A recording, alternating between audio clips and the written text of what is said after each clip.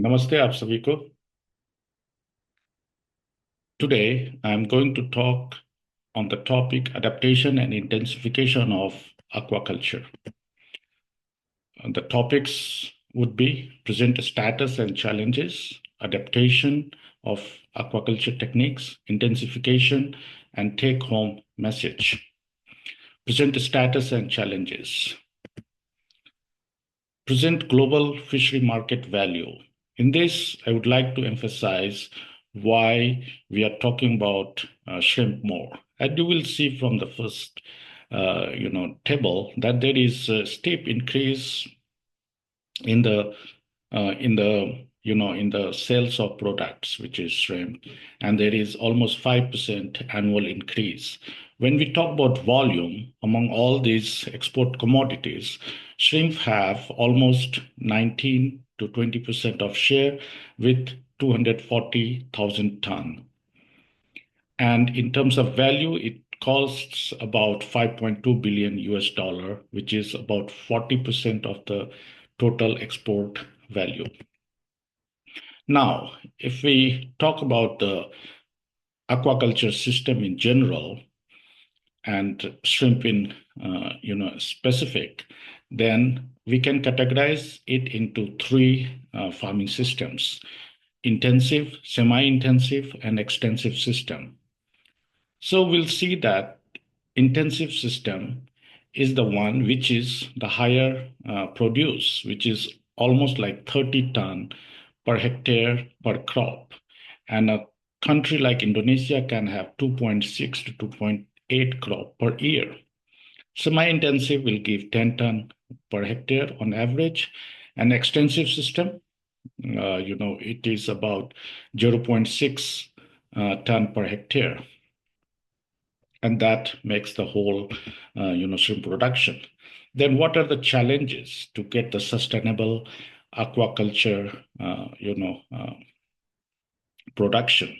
So it's first, I would say, is the poor standard operational procedure, which will cover the whole system. Then disease, market price, of course, and the quality of the animal product produced. Then strict biosecurity, open secrets of successful aquaculture. So management and advantage, what we suggest, what should be, the criteria. First is smaller size ponds, 1,000 to 3,000 meter square, so maximum 1 acre. Semi-floc system or bacterial system. These two systems are quite popular nowadays. Siphoning is like pond bottom cleaning. In addition to the central drainage, every pond should have that automatic feeder that enhances the efficiency of feed intake of animal, reduces the labor cost and other shortcomings. High water exchange, which keeps the pond water and atmosphere environment clean. Calcium and magnesium ratio. This is referred to the saline water. Partial harvest. So partial harvest is done, to maintain the carrying capacity, and for that is understanding and maintaining the carrying capacity. So a farmer, a technician should know what is the carrying capacity of their system, and accordingly they should, take care of the ponds, and the performance will come up accordingly. Continuous production, then value added products. So just by shipping frozen shrimp or fish is not giving you the real value of any product, any produce. It must have value added considering what the demand is, and developing domestic market, because we cannot dependent on export too much. We have to have our local consumption for any produce. Then the second main topic is biosecurity. So for that we need surveillance and monitoring, and that should be done by the high level technique, which is real time PCR, especially for the seed, which we call SPF, specific pathogen-free seed. Then post-larvae type stocking as per the problematic area. So if it is a red zone, yellow zone, or green zone. So for red zone, we have to consider about the hardy line, and for the yellow and green zone, we can go for, fast growing line. Reservoir. So reservoir is a water body, which is you can see a conjunction between a culture area and a wild ocean or river area. So this is very important, to have it. I will explain later. And then continuous monitoring of culture and surrounding area. So, we must know what is happening in our surrounding, and we must find the any problem coming before to our culture system. Now, this is disease. As we know, it is one of the important problematic things, and it is considered as one of the major problems to aquaculture production globally too. In an estimation, it is about $6 billion loss every year due to disease. And among pathogens, about 55% are in bacterial category, 23% in virus, 20% are parasite, and rest are fungus and unknown pathogen. So when it is a severe virus or bacteria, it will have very severe impact in the culture area, and shrimp or fish will have very high mortality rate, and within a week everything will splash out. So pond is dead, and farmer will have a loss which is one time, and he can restart the farming.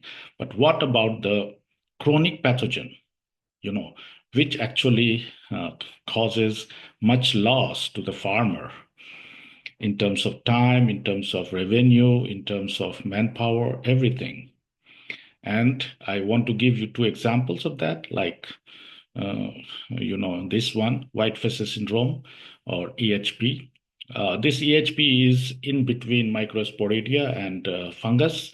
So some characteristics, so it forms a spore and it will, lie down at the pond bottom and waiting for the next crop to come between the dry period.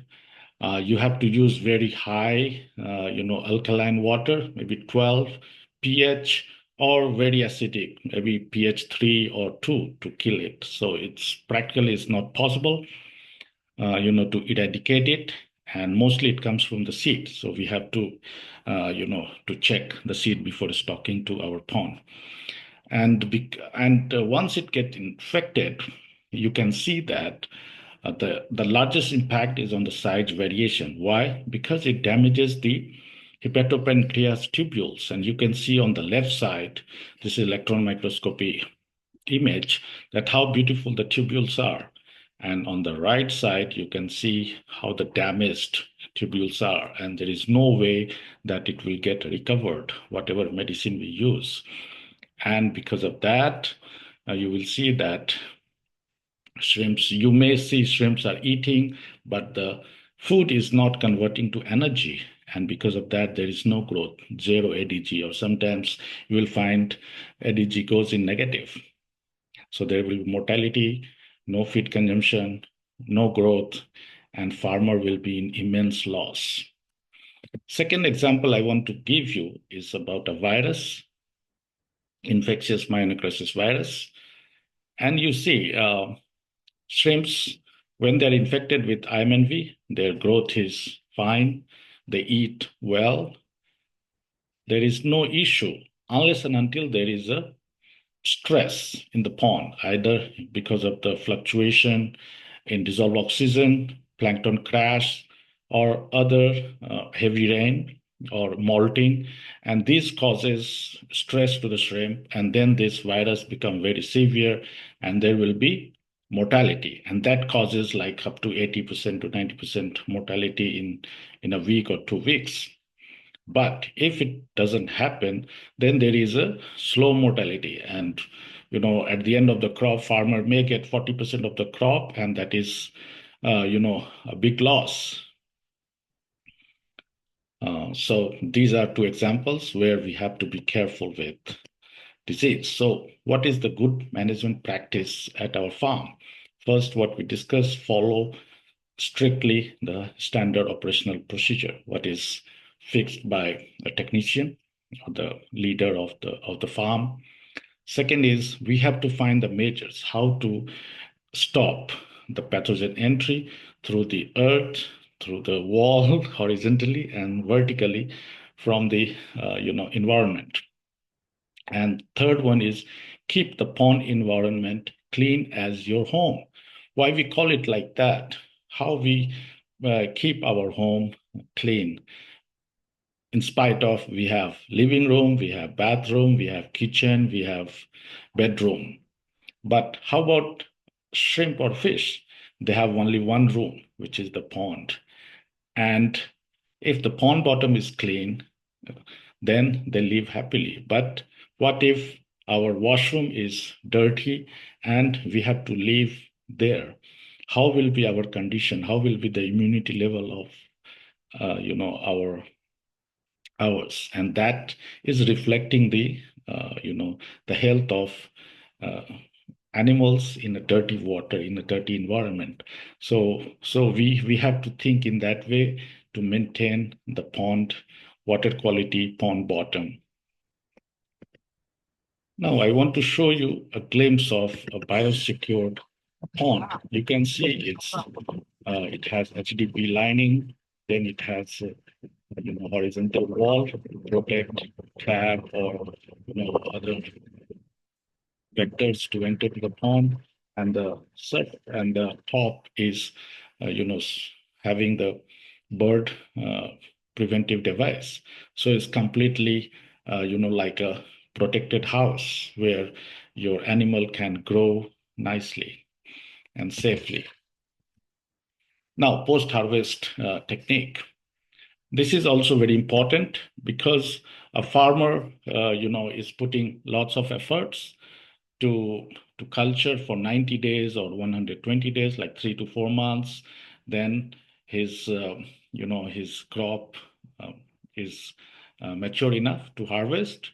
And if the harvesting is not done properly, then it will have impact on the quality. And quality matters because good quality of shrimp or fish will have better color. Better the color, better the flesh, better the price. And if we are not maintaining that, then all our efforts will go in vain. So proper harvesting and handling of shrimp could retain the texture and color of the shrimp. Better the color, higher the price. Yes, a farmer can get even $1 to $2 higher price per kg of a better color and texture of shrimp than the bad one. There are several ways to obtain the firm texture and darker color in the shrimp. Quick harvesting, transportation of shrimp in chilled container from farm to the processing plant is an important factor. In a normal situation, it is maintained within 2 hours. And live shrimp harvest is a new concept which is in high demand, and it's highly practiced in China for the nearby cities and restaurants. Now, intensive aquaculture system. So, aquaculture business process. From the perspective of aquaculture practitioners, diseases arise due to management problems or mismanagement. This in terms of implementing the principles of best aquaculture practices in a series of shrimp farming activities. Pond bottom management and treatment of water before it is used for cultivation, land preparation according to the type, construction of pond layout, whether it is earthen or lined or cemented, concrete, and how to grow plankton, feed management, whether it is manual or using the sensors. Use of probiotics, bacterial culture, management of pond bottom organic matter, whether we are using probiotics or removing it manually. All these things have to consider, but must done. So the steps would be: number one, we start with the pond construction, pond bottom drying, pond bottom cleaning and installation of pond equipment. Then after that, we do liming and installation of biosecurity device. Then water will enter, sterilization of water to remove all these potential carriers and vectors. Then plankton will grow. When a technician see that, oh, it has enough natural food, then he will go to the hatchery, check the quality of fry, and then fry will be stocked in the ponds. And during culture period, all these things will be monitored and maintained, including water management, sampling for the growth and any disease, feed consumption, and pond bottom management, and then disease monitoring, harvest, and then post-harvest to remove all this stuff from the pond, and then start from point number one. I would like to show you an ideal biosecured farm model from Indonesia. So this is the sea, open sea. This is a breakwater, and you can see these blue ones are the incoming water. These are the raw water from the sea. It's coming all over. Now, here is the outlet for the drainage of water, and these are the ponds. So these are the culture ponds, and this is the reservoir, what I was talking about. In general, reservoir area will be 30 to 40% of the culture area. And this is called one module. One set of unit is called one module. And you will see that here one module is about 40 ponds, and here one module is having 60 ponds each. And this is the outlet. So here, used water will be drained out and supplied to or drained to the river after treatment. Here in the picture, you can see that these are the houses, warehouse and farmer house.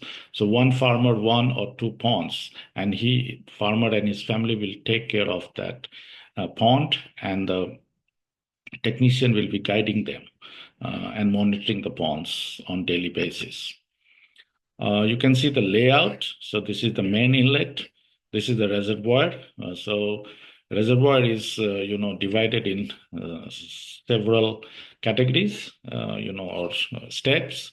So first quarantine, then sedimentation, then treatment, then reconditioning by using some fertilizer for natural, feed, and then water will be supplied through the main, from the sub inlet to the supply canal to the ponds. And here used water will be drained to the sub outlet and to the main outlet. Here is the farmer house and warehouse and all this, for the maintenance. Now, bacterial culture system. So the concept of the system is nutrient balancing, that refer to carbon, nitrogen, and phosphorus ratio to promote nitrification process in the shrimp culture. The target is to reduce the stress factors by providing the stable water quality parameters in the pond system. Third, the common stress factors considered are blue-green algae bloom, plankton drop, bottom waste, high TAN, NO2, and high count of Vibrios and other pathogens. Various probiotics and nutrients at different stages of culture are inoculated to maintain the balanced system. Fermentation process is one of the important steps, and probiotics can be mixed and not mixed. Depends on the technician. Partial harvesting is done several times to maintain the carrying capacity of the pond. The lining of ponds provide the darker color of shrimp, which has a higher value in the export market. And on the other side, lining also helps to maintain the biosecurity. Now, an experienced farmer can distinguish between a bacterial system and a traditional plankton system from the splash of the water. Bacterial system will have clean whitish water, whereas plankton system will have the greenish because of the presence of sufficient amount of plankton in the water. This is a pond will have sometimes pond develop flock by itself, or generally semi-flock system is popular. Flock is not popular in the Southeast Asia. It's very hard to maintain and quite expensive compared to the normal system. Now coming to a super intensive aquaculture system. This is mainly done in China, Vietnam, these areas, Thailand. So you can see it is mostly indoors because it's, it's artificial environment is created when we go for super intensive system. The shrimp or the fish has no direct, attachment with the open environment. So here you can see it's a house. All these, tanks. These are cemented tanks or concrete tanks. You can see, so even lined. Some are not lined. When it is, there is no direct sunlight. So if algae is required, it is inoculated on weekly basis, and the whole system is, even temperature maintained. That's why you can see the, some mists. And here, shrimps are stocked at the, at 500 per meter square. And most of the shrimps are sold live in the market to get the better price. This is second type where you can see is the circular, tanks where, this culture is done. This is rectangular. And here they can go up to 70 to 80 ton per hectare per crop. And FCR is maintained less than 1. And the water exchange rate is quite high. It's up to 60% per day. Some farmers where the water availability or disease incidence is high, they go for recirculation aquaculture system, and it's quite efficient. So one person can take care of 4 mu. So 16 mu is 1 hectare, and shrimps are harvested live mostly and sold in the domestic market. The success rate is very high, but it needs big investment. Now coming to, it's not only about the shrimp, but even fish also go for high intensive system. Take example of tilapia, where biofloc system is used. And what is biofloc? It's a fish farming technology, you can say, where oxygen supply and use of microorganisms can directly increase the digestibility value of feed.